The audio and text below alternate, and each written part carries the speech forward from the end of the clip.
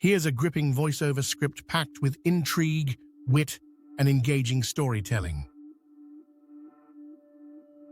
Opening hook. They say time travel isn't real, but they've clearly never been to McDowell County, West Virginia. Here, entire towns stand frozen in time. Gas pumps still showing prices from decades ago, school desks covered in dust, and main streets where the busiest thing is the wind. It's eerie, it's fascinating, and it's the poorest place in America. But why? McDowell was once the beating heart of the coal industry, a place where black gold flowed and fortunes were made. Now, it's a place where the mines are empty, the jobs are gone, and entire communities have vanished. And yet, not everyone left. What's it like to live in a modern-day ghost town? What happens when an economy built on a single industry collapses? The answers are far more surprising than you think. The rise and fall. Back in the 1950s, McDowell County was booming. Coal miners were pulling in paychecks big enough to buy Cadillacs.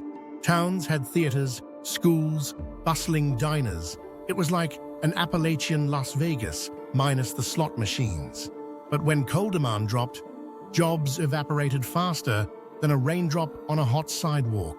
Entire communities crumbled, businesses shuttered, and people who had spent generations here were left wondering, now what? Today, the county has one of the lowest life expectancies in the US, a severe housing crisis, and an economy that makes even dollar store discounts look expensive. Sounds bleak, right? But here's the twist. McDowell isn't a place of despair. It's a place of resilience. Life in a forgotten America. The people here have a kind of grit you don't find in big cities.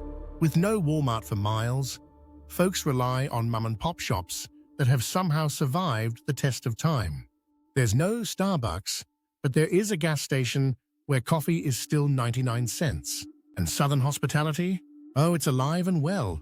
Strangers wave at you, neighbors share food, and if your car breaks down, you won't be waiting long before someone stops to help, whether you like it or not. And then there are the stories. People who have watched their towns decay but refuse to leave. Teachers educating the next generation against all odds. Former miners who lost everything but still show up to help their neighbors. McDowell isn't a ghost town. It's a stubborn, unshakable reminder of what happens when the American dream packs up and moves on, but the people stay put. The unseen side of poverty. We always hear about poor America in statistics. Income levels, unemployment rates, fancy charts that make everything look simple. But numbers don't show what it's like to grow up in a place where opportunity is as rare as a 4-lane highway, where kids ride ATVs to school because paved roads aren't a guarantee, where a grocery run might mean an hour-long drive because the nearest supermarket shut down years ago. But here's the most shocking part. For the people who stay, this isn't just home. It's a way of life they wouldn't trade for anything.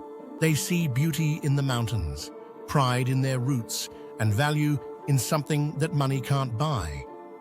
Community. Final thought. So is McDowell County a tragedy, a warning? Or is it proof that even in the hardest places, life finds a way? That's for you to decide.